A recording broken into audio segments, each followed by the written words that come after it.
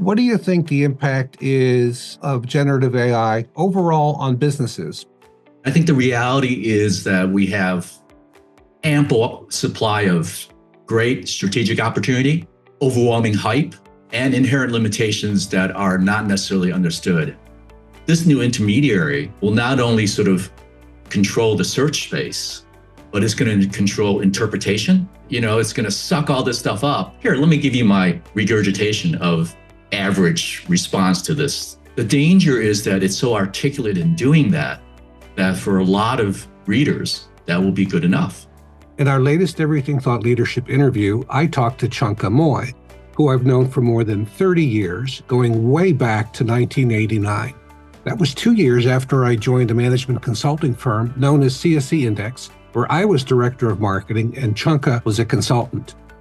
Chunka had come to CSC Index from Andersen Consulting, which later became Accenture back in 2000. And Chunka co-founded a research service at CSC Index that explored the business potential of emerging technologies, of course, in the early 90s.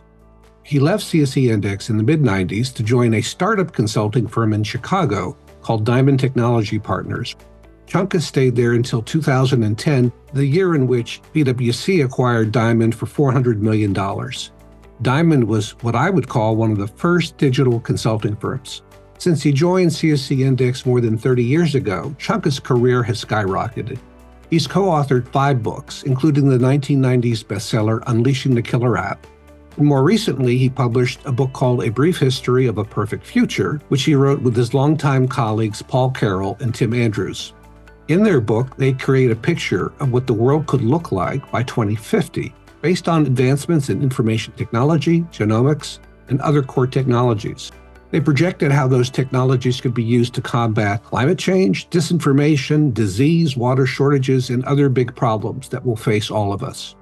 In my interview with Chunka, we talked about the biggest changes he's seen in the thought leadership profession, in both the research and development of big ideas and how they are brought to market, about generative AI and its overall impact on business, on the impact of generative AI on thought leadership, and lastly, on one of his favorite topics, how organizations can and should use thought leadership to address social issues.